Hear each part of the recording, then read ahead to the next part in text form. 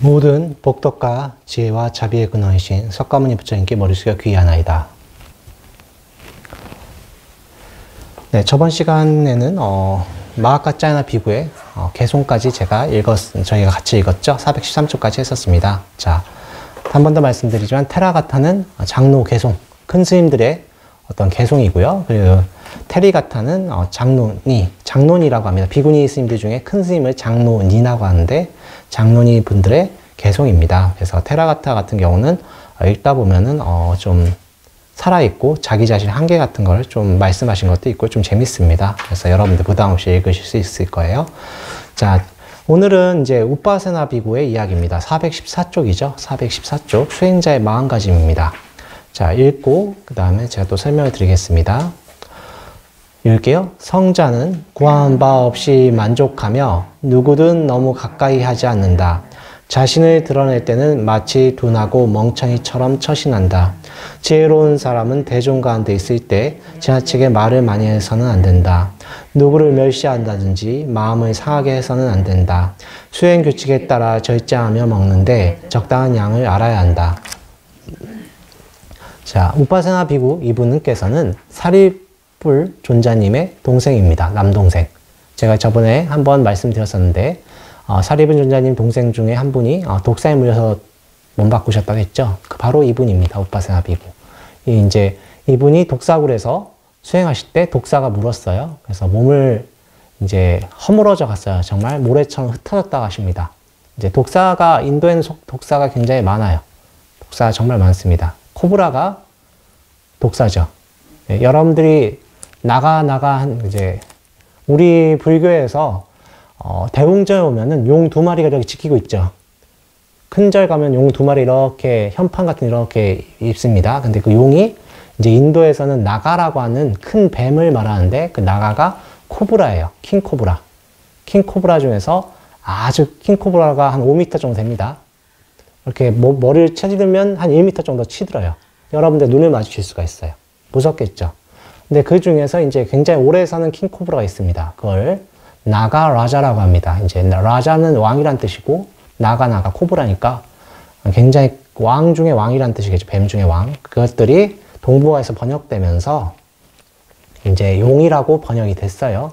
그래서 용왕이라고 하고 나가르주나 존자님, 용수보살이라고 하시는 분, 저희 문중과 인연이 있는 용수보살 같은 경우에도 나가가 그 용이 아니라 원래는 그 뱀이다 라고 이해했으면 좋겠는데, 그 정도로 인도에서는 뱀이라는 것이 굉장히 흔했고, 또 이 인도 이제 사찰에 가보시면, 저희 아마 여러분들 한번 기회 되시면 인도 성지순례 가실 텐데, 저도 아직 인도를 안 가봤습니다만, 인도 그 사찰 유적지에 가보면 앞에 일주문 같은 게 서 있어요. 거기에 보면 이렇게 뱀이 이렇게 또아리 튼 거를 그려놨습니다. 양쪽에.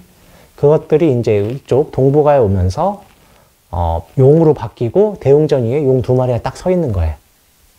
이제 왜 뱀을 새겨놨냐? 뱀이 이제 지켜준다. 스님들이 지켜준다는 뜻이에요. 여기서도 용이 지켜준다.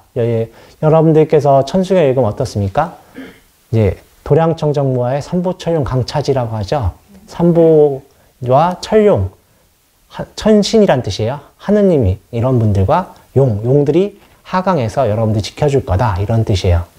도량을 청정하게 하고 한다면, 여기서 청정이라는 뜻은 여러분들이 깨끗하게 한다는 뜻, 도량을 아주 쓸고 닦고 그런 뜻도 있고, 수행도 열심히 해야 되는 뜻도 있겠죠. 그런 뜻도 있습니다. 자, 이런 문화권에서 뱀이 굉장히 큰 역할을 하겠죠. 왜 그러냐? 아까 말씀드렸다시피 뱀이 흔하기 때문에. 그래서 이 당시 스님들은 굴에서 수행을 자주 하셨습니다. 왜냐? 아무것도 소유하지 않으셨기 때문에. 그래서 이렇게 가끔 스님들 중에 전생 인연 때문에 뱀이 무는 경우가 있었던 것 같아요. 그래서 우빠세나 이제 여러분들도 화를 너무 자주 내시면 독사로 태어납니다. 이게. 왜냐하면 독사들은 자기 의도하지 않고 좀만 건드리면 어떻게 그냥 물어버리죠. 화를 너무 자주 내면, 무의식적으로 내면 그렇게 되는 거예요. 근데 화를 좀 의식적으로 내면 뭐로 태어나냐? 개로 태어난다고 들었습니다. 개는 어때요? 특히 치와 같은 경우 언제나 화나 있죠. 치와 같은 경우는 치와의 인터넷 검색해 보면은 언제나 앵글이에요. 앵글이 치와야. 언제나 화가 나 있어요. 그죠? 그런 것처럼 다른 개들도 뭐 진돗개도 자기 주인 빼면 어떻습니까? 언제나 짖죠. 그런 걸로 태어날 수가 있는 것입니다. 자, 그 모든 것들을 이겨내신 분이 바로 아라한이시고, 사리부전자님의 7남매는 사리부전자님 포함해서 다 아라한가를 성취하셨습니다. 그래서 우파사나 비구시께서도 그런 분들 중에 하나시니까 굉장히 위대하신 분이겠죠. 그래서 성자는 누구냐면 아라한들, 모든 번뇌가 사라지신 분은 구하는 바 없이 만족하고, 그것도 누구든 너무 가까이 하지 않는다. 왜? 가까이 한다는 뜻은 뭐겠어요? 뭔가 사람들이 원하는 바, 그리고 집착을 한다는 뜻이에요. 여러분들 그 마음을 잘 보시면 사랑한다 그 말 속에는 내가 너를 집착했다는 뜻도 있어요. 그래서 애착이라고 하죠. 애착이 있다. 그래서 너무 가까이 하지 않는다. 그리고 가까이 하지 않는다는 뜻 속에 또 뭐가 있냐면 내가 예절을 범하지 않겠다. 사람이 그래서 사람을 사회생활이든 어디 생활을 할 때는 언제나 어떤 콧뚜레만큼의 거리를 두라고 해요. 너무 가까이 하면은 실망을 하고 너무 멀면 또 너무 냉정해지잖아요. 그래서 소를 몰 때 예전에 소를 몰고 다녔잖아요. 소를 어떻습니까? 소를 너무 가까이 하면 소가 혀로 핥죠. 침이 막 다 붙죠. 근데 소를 너무 멀리 떨어뜨리면 어떻게 됩니까? 소를 몰고 갈 수가 없죠. 그래서 소 뚜레 하나만큼 거리를 둬라. 소를 몰고 간 만큼. 마찬가지로 사람을 상대할 때도 너무 가까이 하지 말고 너무 멀리 하지 마라. 그죠? 그래서 여러분들이 사회생활 하실 때도 자기가 너무 속을 터놓고 지내면 그것이 도리어 약점이 될 수가 있죠. 마찬가지입니다. 그래서 누구든 너무 가까이 하지 않는다. 거기에 이제 수행자는 너무 가까이 하면 그 사람과 노는데도 너무 정신이 팔려요. 그래서 그런 뜻도 포함이 되어 있는 거고요. 그 다음에 자신을 드러낼 때는 마치 둔하고 멍청이처럼 처신한다는 뜻이 뭐냐면 자기 자신을 피하려고 하지 마라. 나를 너무 내세우려고 하지 말라는 뜻입니다. 너무 잘난 척하고 이런 거 있지 않습니까? 그런 거 하지 말라. 그리고 지혜로운 사람은 지나치게 말을 많이 하지 않는다. 이게 무슨 뜻이냐? 말을 많이 하다 보면은 언제나 실수를 하게 돼요. 그리고 수행이 흐트러지게 됩니다. 그래서 구시화문이다. 입구자, 이제 입이 화의 문이다. 시자. 구시화문이라고 초발심 자경문에 나와요. 그래서 입을 언제나 조심해야 되는 것이죠. 그래서 여러분들 특히 관세음보살을 하실 때 이제 여러분들 오늘 들으신 분들은 관세음보살 주로 하시는데 연보를 하실 때 기계적으로 하지 마세요.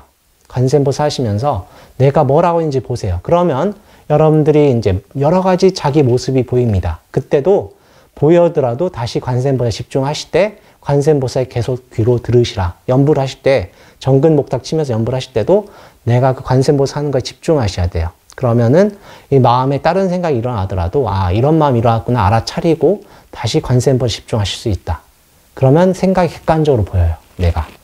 그런 거를 말씀하신 것입니다. 그렇게 하면은 말도 실수하지 않게 되는 거예요. 자, 그 다음 세 번째 문단 보면은 이제 마음을 상하게 해서는 당연히 안 되겠죠. 그건 원결을 맺게 되면 안 됩니다. 원결을 맺으면 굉장히 그 후대에 지금이야 복이 없어서 원결을 맺어도 가만히 있을 수 있지만 다음 생에 여러분들한테 복수를 할 수 있다. 이제 예전에 이제 뭐 큰 스님의 인과법에 보면은 이제 예전에는 부잣집엔 하인을 데리고 사셨죠. 1960년대까지만 해도. 근데 그때는 업구렁이라고 해가지고 집에 이렇게 구렁이가 기와집 같은 살았어요. 그죠? 업구렁이라고 해가지고. 근데 그 구렁이가 살고 있어서 예전에 먹을 게 없으니까 구렁이가 지붕에 떨어졌는데 하인들이 어떤 집에서 구렁이를 그냥 쳐서 죽이고 하인들이 그냥 갖다 먹었어요. 근데 그때 태기가 있어서 A가 태어났습니다. A가 태어났는데 그 친구가 집안이 좋아서 공부를 열심히 해서 의대를 갔어요. 그 아들이. 근데 아들이 이제 20살 때 좀 어머니랑 마찰이 있었는데 그 아들이 어머니랑 싸우고 나서 그냥 집안이 잘 나갔어요. 대학교 1학년 때. 나갔는데 그날 왠지 모르게 여인수에 자다가 그냥 죽었어요. 그 아들이. 왜인가 하면은 전생 구렁이었는데 이번 생에 제일 잘 나갈 때 자기가 제일 빛날 때 죽음으로써 어머니에게 복수하는 것이다. 원결이 그렇게 무서운 거예요. 그래서 어릴 때, 이제 몸 바꾸는 친구들을 보면은 보통 악연이 많습니다. 부모님과. 네. 특히 살생어 같은 경우는 굉장히 커요. 이제 원래 죽으면 마음은 빠져나간다고 하지만 우리가 살아있을 때는 몸과 마음이 같이 가요. 여러분들 바늘을 하나 콕 찌르면 아프잖아요. 뭐, 그거를 아프지 않은 거 아니지 않습니까? 그 중에 또 더군다나 제일 소중한 내 목숨을 빼앗는다. 그런 원결이 크겠죠. 그래서 여러분들께 누누이 말씀드리지만 활어회 같은 거 드시지 말라는 거예요. 활어회 같은 거. 직접 살생이랑 연관되니까. 아셨죠? 그래서 여러분들이 원기를 굉장히 조심해야 됩니다. 그래서 멸시하는 마음 이제 조심해야 되고요. 그 다음에 수행 규칙에 따라 절제하면 먹는데 적당히 알아야 된다. 왜냐하면 먹는 거는 예전에도 말씀드렸지만 이 몸을 유지하는 거예요. 이 몸을 유지하는 거지 그게 즐거움이 되고 집착이 돼서는 안 된다는 뜻입니다. 드실 때도 관세음보살 놓치지 마시고 드시면 됩니다. 자, 이어서 이제 아난다 비구. 아난다 비구는 다들 아시죠? 네, 다문제일입니다. 좀 이따 또 설명드릴게요. 같이 읽을게요. 총명한 사람은 악한 사람을 친구로 삼지 말아야 하며 화 잘 내는 사람, 시기심 많은 사람을 친구로 삼지 말아야 하며 다른 사람이 못되는 것을 좋아하는 사람을 친구로 삼지 말아야 한다. 이런 나쁜 사람과 사귀는 것은 불행이다. 총명한 사람, 믿음이 있는 사람을 친구로 삼아야 하며 유쾌한 사람, 지혜로운 사람, 두루 많이 배운 사람을 친구로 삼아야 한다. 이런 훌륭한 사람과 사귀는 것은 행운이다. 배움이 적은 사람은 소처럼 늙어간다. 육신이 커지지만 지혜는 커지지 않는다. 두루 많이 배운 사람이 배움이 적은 사람을 멸시하는 것은 장님이 등불을 들고 있는 것이나 마찬가지로 많이 배운 것이 쓸모가 없다. 자, 예전에 이제 재작년에 이제 저희 절에 티베스님 아왕스님이란 분이 오셨었어요. 아왕스님 아시는 분들 계실 것입니다. 그분이 이제 그때 전생에 대한 이야기랑 이런 것을 했었어요. 이번에 저희 큰 스님, 청자자 큰 스님 녹취를 정리할 때 좀 막혔던 부분 중에 하나가 한 고사성어가 있었어요. 그게 뭐냐면 격세증망이라는 말이었습니다. 격세란 말이 뭐냐? 사이격자예요. 사이격자고 그 격자는 변한다는 뜻도 있습니다. 세는 내 인생이 바뀐다는 그 뜻이에요. 이제 다른 삶을 받는다는 뜻이에요. 전생, 내생 이런 개념입니다. 격세증망. 그리고 증망은 망은 잊어먹는다는 뜻이에요. 그죠? 노망든다고 하죠. 망 잊어먹는 뜻인데 내가 몸을 바꾸면 즉시 잊어먹는다는 뜻이에요. 여러분들 몸을 바꾸는 순간 이 몸과 마음이 결합되는 순간 여러분들 전생 기억은 거의 없어집니다. 거의 없어져요.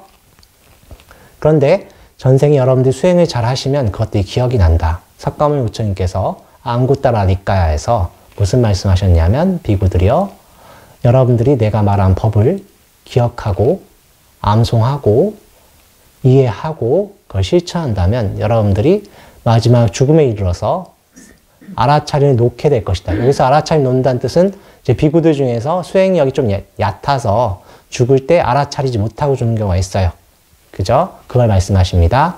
그런 다음에 여러분들이 천상계에 태어날 것이다. 천상계에 태어나면은 어느 날 문득 이번 생에 배웠던 것들 기억이 날 것이다. 라고 말씀하십니다. 가끔 스님들께서 죽을 때 재산 못 가져간다고 하고 공부만 가져간다고 하죠. 그게 그런 뜻입니다. 여러분들이 이번 생에 공부했던 것들이 다음 생에 어떤 집안에 태어날지 몰라요. 여러분들이 욕망을 강력하게 어떤 욕망이 있는지 모릅니다. 그래서 그 욕망에 따라서 좀 종교가 다른 집안에 태어날 수 있고 무교의 집안에 태어날 수 있고 중국에 태어날 수도 있고 그래요. 그런데 그때 여러분들 수행을 하시면 어느 날 불교랑 접하게 됐을 때 그게 문득 떠오릅니다. 부처님과 인연이 떠올라요. 그래서 그때 수행할 수가 있는 것입니다. 그런데 여러분들이 나이를 먹으면 수행을 하지 않으면 여러분들 언제나 즐거운 일이 없죠. 즐거운 일이 없죠. 싫은 일은 기억을 하고 싶지 않죠. 기억하기 싫다는 마음이 원인이 뭐가 되냐면 내 마음 어둡게 하는 원인이 돼요. 치심의 원인이 되는 아예 상관도 하고 싶지 않아. 그게 치매의 원인이 되는 것입니다. 싫은 것들 하기 싫어. 그런 거 하고 싶지 않아. 그래서 나이 드셔서 손발을 안 움직이고 이제 너무 젊을 때 고생을 많이 했다 싶은 분들이 가만히 있으려고 하잖아요. 그럼 치매가 더 빨리 와요. 자, 그렇게 내 기억력이 서서히 감퇴되고 애가 되죠. 그럼 그 다음 생에 또 애로 태어나는 거예요. 전생이 그런 겁니다. 근데 중간에 여러분들이 젊은 날에 죽으면 젊은 날에 죽었던 기억은 충격이 크기 때문에 그건 전 다음 생에 기억이 하기도 해요. 갑자기 억울하게 죽는다든가. 그죠? 아니면 충격적으로 막 갑자기 교통사고 갑자기 죽어버리면 순간적으로 기억을 해요. 그것만. 너무 뇌리에 강하게 남아있기 때문에. 그런다고 합니다. 그럼 다음 생에 몸을 받아도 그건 기억을 해요. 예. 근데 그것도 점점 나이가 먹을수록 서서히 잊혀져요. 저번에 보니까 림포체였던 앙뚜라고 있었습니다. 그 친구도 어릴 땐 전생 기억이 나다가 12살 먹고 하니까 점점 잊혀진다고 하더라고요. 내가 누군지 모르겠대, 자기는 이제. 그런 것들이 있습니다. 그래서 공부만 그래서 여러분들 이번 생에 했던 공부만 남아요. 다음 생 되면 또 다른 이름을 받고 성별도 바뀌는 경우가 많아요. 남자, 여자도 바뀌는 경우가 많습니다. 그런 것도 많은데 그렇게 중요한 시기예요. 그래서 부처님 법을 만나고 수행한다는 굉장히 큰 중요한 시기인데 그때 친구들 노는 거에 빠지면 안 되겠죠. 그래서 아난다 존자님께서 좋은 친구 사귀라. 무슨 친구? 좋은 친구란 뜻이 뭐겠어요? 도반을 사귀란 뜻이에요. 나와 같이 수행할 수 있고 서로 열반을 향해서 갈 수 있는 친구들. 그래서 이제 이렇게 보면 불자님들 보면 이제 부부끼리 이렇게 불심이 좋으신 분들 보면 참 대단하세요. 같이 수행을 잘 하십니다. 그런 거 보면은 참 좋은 전생에 좋은 인연이 뵈신 거죠. 그래서 총명한 사람이라는 것은 이제 당연히 수행을 하고 이제 알아차리고 그런 친구를 말하는 것입니다. 불법에 귀의하고. 악한 사람은 당연히 나 자기만 생각하는 사람이겠죠. 그런 사람 말하는 거고 화 잘하는 사람 당연히 이런 사람은 아무리 여러분들이 사회생활해도 이런 사람 당연히 안 사귀겠죠. 그런 다음에 그리고 배움이 적은 사람이라고 하는 것은 마지막 문단에 보면 배움이 적은 사람은 무슨 뜻이냐면 자기가 수행하지 않고 욕망에 따라 사는 사람을 말하겠죠. 그럼 어떻겠습니까? 말년에 되면은 이제 다 잊어먹고 다음 세만 기다리는 거예요. 그럼 이제 소처럼 되는 거죠. 그래서 부처님은 본인한테 그러셨어요. 보통 사람들은 나이가 먹을수록 기억이 잊혀지기 때문에 지혜가 떨어지지만 나는 잊혀지지 않는다. 왜냐하면 부처님은 알아차리시고 자기가 어떤 싫다 좋다가 없기 때문에 그러신 겁니다. 우리도 그렇게 돼야 되겠죠. 가능합니다. 그래서 여러분들께서는 자기 마음을 관세음보살 하시면서 철저히 바라보셔야 됩니다. 바라보지 않으시면 아미타불 하시면 똑같습니다. 바라보지 않으시면 하나의 욕망 때문에 어떤 몸을 받을지 몰라요. 그래서 그 하나의 욕망 때문에 여러분 다음 생에 어떤 집안의 자기랑 인연이 맞다고 하죠. 요새 말로 하면 코드가 맞다. 코드가 맞는 집안에 태어나는 거예요. 그죠? 그 집안에 태어나는 것입니다. 예전에 어떤 보살님께서 이제 70년대 이야기입니다. 어떤 노보살님께서 그분은 금강경 독송에 하셨던 분입니다. 금강경 기도하셨던 분인데 그때는 이제 집안이 좀 잘 사셨던 보살님이세요. 잘 사셨던 보살님이신데 70년대 잘 사시는 분들은 뭐가 문제냐면 자기가 명예욕이 있어요. 그래서 자기 사이는 좀 공부 잘하는 사이가 왔으면 좋겠다. 오로지 그게 이제 소원이었어. 그래서 금강경 기도를 열심히 하셨습니다. 신심은 좋으셨기 때문에 기도를 하셨더니 사이가 없긴 왔는데 어떤 사이가 왔냐면 그 고시 준비생이 왔어요. 법대. 그러니까 고시 준비생 오니까 어떻습니까? 며느리 이제 사이를 삼았는데 이 친구 또 자기가 또 다 뒷바라지 해야 되죠. 그러니까 또 불만이 나오는 거야. 자기가 소원을 말할 때 어떤 코드냐에 따라서 그 코드에 맞는 인연이 오는데 그게 또 새로운 고통의 시발점이 되는 거예요. 그래서 여러분들께서 이런 말씀 들어보셨을 것입니다. 중생은 소원을 시시각각 성취하지만 또 시시각각 또 불만이 나와요. 그죠? 계속 불만이 나오는 거예요. 그런 거랑 똑같은 것입니다. 그래서 배움이 적은 사람은 계속 불만이 계속 나오니까 소처럼 늙어가고 짐승의 마음이 나오는 것입니다. 그래서 여러분들께서 부처님 법에 귀의하셨을 적에 마음을 잘 바라보시라. 이렇게 말은 저도 쉽진 않아요. 계속 노력하셔야 됩니다. 자, 그 다음에 415쪽 나는 자유. 여기서부터는 테리가타예요. 비구니 스님들 이야기입니다. 자, 한번 읽어보겠습니다. 오 자유, 정말로 나는 완전히 벗어났다. 세 가지 구분 것들에서 벗어났다. 절구공이, 그리고 마음이 삐뚤어진 남편으로부터 벗어났다. 나는 생사에서 벗어났다. 윤회로 이끄는 것은 뿌리채 뽑혔다. 네, 뭐 여기서 보시면 알겠지만 비구니 스님이 굉장히 그 당시 치고는 강한 말씀하시죠. 마음이 삐뚤어진 남편으로 벗어났다고. 이때는 왜냐하면 남자가 구탈할 수 있었기 때문에. 네. 그래서 자 이거 인연을 말씀드릴게요. 묻다 비구니라고 나오죠. 이제 묻다 비구니는 그때 그 당시 부처님 제세시에 있으셨던 분이신데 좀 복이 부족하셨나 봅니다. 그래서 어렸을 적에 가난한 집안에 태어나셨어요. 그래서 가난한 집안에 태어나셔서 그 아버지랑 같이 이제 딸이 크면 어떻게 됩니까? 가난한 집에서는 딸을 팔죠. 그래서 그 등이 굽은 꼽추 남편한테 반 시집을 가요. 그냥 반 매매로 해서 시집을 가버립니다. 그러니까 남편이 삐뚤어졌다는 게 마음 삐뚤어진 게 아니라 등이 굽어버린 거예요. 그래서 절구도 이렇게 굽었잖아요. 이렇게 파여 있지 않습니까? 그래서 절궁이는 나무 좀 가난한 집안이니까 똑바른 게 아니었겠지. 그래서 이 세 가지가 굽었다는 것입니다. 그래서 남편이랑 같이 살다 보니까 어떻게 해요? 너무 자기 인생이 처량하죠. 다행히 부처님 법을 만나 뵙고 출가를 허락해달라고 이제 자기 남편한테 졸라요. 그래서 남편이 허락을 해줍니다. 그래서 좋은 남편인 것 같아요. 제가 봤을 때는. 이제 마음이 삐뚤어졌다기보다는 허락해준다는 게 어디입니까? 그죠? 그래서 출가하셔서 결국 부처님 법에 따라서 윗바사나 여러분들이 제가 마음 계속 바라보라고 하죠. 마음을 계속 바라보셔서 결국 아라한가를 성취하십니다. 그래서 그 당시는 여자가 굉장히 비참한 존재였죠. 그래서 여자분들이 이렇게 성취를 하시니까, 그리고 자기가 어떤 무시받던 상태에서 최상의 성자가 됐잖아요, 이제는. 그러니까 감탄하면서 즉흥적으로 나오는 말입니다. 이게 여러분들 큰 스님들 깨달음을 얻을 때 오도송이라고 들어보셨죠? 오도송. 그걸 말씀하신 거예요. 오, 자유. 진짜 난 걸림이 없다. 정말 자유를 얻었다. 난 벗어났다. 나는 남편으로부터, 그리고 여러 가지 일로부터, 절구와 절공이는 일을 상징하는 거예요. 일로부터 벗어났다. 이제 나는 윤회에서 끝났다라고 말하는 것이죠. 뭐 굉장한 짧지만 그 무따비구니 스님의 그 어떤 정말 그 즐거움, 행복한 것을 느낄 수 있습니다. 자, 그 다음에 이제 바라는 바가 없다. 읽어보겠습니다. 신으로 태어나기를 바라면서 나는 제8일, 14일, 보름, 그리고 특별한 날에 8가지 계율을 지키고 포살에 참여하였다. 지금은 출가하여 삭발을 하고 가사를 입고 하루 한 끼만 먹지만 내 마음에서 두려움이 사라졌기 때문에 신으로 태어나기를 바라지 않는다. 자, 여기서 신으로 태어난다는 건 무슨 뜻이냐면 천국에 임하는 거예요. 천국에 태어난다. 여러분들께 말씀드렸지만 제가 세법한 거 계속 들으신 분은 아시겠지만 이 인간계 가장 위 천상계가 사천왕천입니다. 사천왕이 누구신지는 아시죠? 절에 가면 네 분의 인상이 험악하신 분들이 지키고 있죠. 그분이 사천왕이신데 그분이 왕으로 있는 천상계가 사천왕천입니다. 거기는 우리 인간의 1년이 이제 인간의 50년이 거기는 하루인가 그래요. 인간이 50년이 하루입니다. 그러니까 굉장히 100년을 수명으로 한다면 어마어마하게 긴 거죠. 어마어마하게 긴 거죠. 자, 그런 신들을 수행하다 보면 봐요. 천하통 열리면서. 근데 하루살이가 인간 보면 어떻게 하겠어요?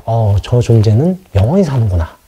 왜냐면 하루밖에 못 사니까 그러겠죠. 마찬가지로 인간의 수행하시는 분들이 천하통이 열려서 천상계를 보면 빛도 나고 굉장히 잘 사니까 아름답잖아요. 이게 외모가 정말 아름답다고 합니다.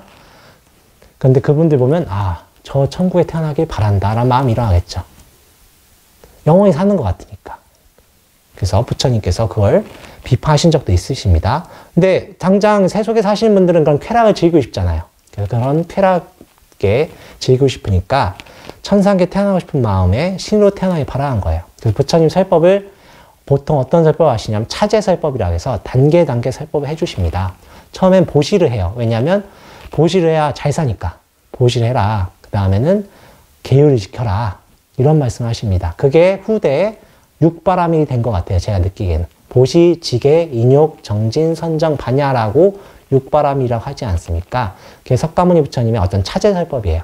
보시를 해야 여러분 잘 살고 계율을 지키고 도덕적으로 살아야 천상계에 태어난다. 이런 말씀이신데 그거를 따라서 난 천상계에 태어나려고 했었다. 이런 말입니다. 근데 밑다비구니가 왜 그래도 부처님께 귀의를 하셨냐면 이분이 출가하셨던 게 부처님의 어머니는 일주일 만에 돌아가십니다. 그래서 부처님의 마야부인은 일찍 돌아가시는데 부처님의 이모였던 고따미께서 부처님 키워주시죠. 근데 부처님의 아버지 정반왕이 슈토다나 왕이 이제 몸을 바꾸시니까 그 어머니랑 다 출가해요. 그 석가족의 여자분 다 출가를 하는데 그 고따미를 따라서 출가하신 분이 바로 이 밑다비군이에요. 그래서 처음에는 천국에 태어나려고 기도만 하다가 이래서는 안 되겠다. 비구니로서 이러면 안 되겠다 하고 부처님 가르침에 따라서 수행을 하시고 하니까 결국은 아라한가를 성취하십니다. 그래서 두려움이 없다는 것은 이제 여자분들이 예전에도 이제 부처님 여자분들은 숲속에서 혼자 수행하지 말라고 했어요. 왜냐하면 좀 험한 꼴을 많이 당합니다. 70년대까지만 해도 여자분들 비구니 스님들 출가하고 나서 험한 꼴 당한 경우를 제가 들었어요. 이제 동네 여자 혼자 있으면 좀 그런 일이 일어날 수가 있어요. 그래서 막 70년대까지만 해도 뭐 재판 보면은 뭐 그런 험한 꼴 당하면 그냥 결혼하라고 할 정도였어요. 판사들이. 말도 안 되죠. 지금 봤을 때는. 그 정도 여건이 안 좋았을 때는 여자분 험한 꼴 당하니까 수행이 안 되잖아요. 그러면 부처님 그래 혼자 있지 말라고 했는데 그럴 때 두려움이 있겠죠. 여자분들도. 근데 그런 두려움이 이제 완전히 사라진 거예요. 생사의 두려움마저 사라졌기 때문에. 여러분들이 반야신경 하면은 무유공포란 말씀 나오죠. 근데 완전히 내 마음에 내가 없어졌기 때문에 공포가 사라진 겁니다. 그것을 성취하신 거예요. 그래서 어떤 욕망도 없어진 거예요. 천국에 태어나려는 마음도 없어졌다. 그것을 말하는 것입니다. 그 다음에 가래를 끊어버림. 오늘 여기까지 해야 되겠네요. 가래를 끊어버림까지 읽고 끝낼게요. 출가한 지 25년이 흘렀다. 그러나 나는 아직 마음의 평안을 얻지 못하였다. 마음의 평화, 마음의 다스림, 오랜 세월 찾아 헤맸으나 얻을 수 없었다. 그럴 때 언뜻 승리자의 말씀 떠올리고는 전율하였다. 모든 괴로움에서 벗어나기 위해 열정적으로 분투 노력하였다. 그리고 가래를 부수어 버렸다. 부처님 가르침이 성취되었다. 오늘은 가래를 끊은 지 7일째 날. 자, 부처님의 이제 제가 신자들 중에서 여왕도 있었어요. 왕비도 있었어요. 왕비. 왕비 중에 꾸르국의 왕비였던 사와바띠라는 사완바띠라고 하는 여왕이 있었습니다. 근데 그분은 전생에 인연이 있었기 때문에 부처님과 인연이 돼서 이렇게 공양 올리셨고 굉장히 훌륭하셨던 분이 자비심도 많으셨고 하셨던 분이신데 그 사완바띠 왕비가 좀 너무 이쁘고 어리고 하니까 질투를 사서 시녀들과 왕궁에 있을 때 그 후궁 다른 왕비가 불태워서 죽여버려요. 불태워서 죽여버리는데 그게 왜 전생에 무슨 인연 때문에 그 불을 태워서 죽었냐면 전생에 자기 시녀들이랑 여러분들이 이번 생에 뭐 가족들이 만나는 게 한 생에 만나는 게 아닙니다. 직장에서 만난 거 한 생에 만나는 게 아니에요. 전생 인연이 됐었는데 그 전생에 물가에 놀러 갔을 때 물가에 놀러 갔는데 좀 추우니까 불을 피워요. 불을 피우는데 그 불을 피울 때 갈대숲 속에서 수행하고 있던 아라한이 있었어요. 벽지불 독각이 있었는데 그걸 모르고 불을 피우니까 그분이 불에 타 죽습니다. 근데 이거는 본인이 의도하지 않았기 때문에 과보가 없어요. 여러분들 명심하셔야 됩니다. 여러분 내가 죽이겠다 아니면 내가 뭘 하겠다 내 욕망에 따라서 하면 과보가 마음의 기록이 돼요. 근데 모르고 지은 죄는 과보는 없어요. 다만 현생에 어떤 법치주의에 따라서 벌을 받긴 합니다만은 한국에서도 과실이냐 과실이 없이 의도냐 하는 거에 따라서 형량이 어마어마한 차이가 납니다. 그렇죠? 마찬가지로 의도치 않냐 의도하냐에 따라서 과보가 달라요. 근데 이분들이 의도하지 않아서 그건 과보가 없었는데 자기가 의도하지 않았으니까. 근데 사람이 타 죽었잖아요. 근데 그걸 숨기려고 했어요. 숨기려고 불을 더 피워요. 그래서 그 과보를 받아서 이번 생에 어쩔 수 없이 좀 그런 과보를 받으셨습니다. 만약에 그런 짓을 전생에 안 했다면 불에 타기 전에 탈출하실 수가 있었겠죠. 네, 그런 겁니다. 근데 그 왕비가 죽고 나서 그 친구들이 충격을 받아요. 그렇게 잘 지냈던 친구가 죽으니까 그 친구 충격을 받아서 슬픔 때문에 출가를 많이 하십니다. 그 중에 한 분이 이 사마비군이에요. 출가를 하시는데 근데 계속 출가를 하고 부처님 법에 따라 수행을 해도 그 슬픔이 안 없어졌나 봐요. 그래서 25년 동안 평안 얻지 못하셨습니다. 맨날 사람들한테 시비 걸고 그랬었나 봐요.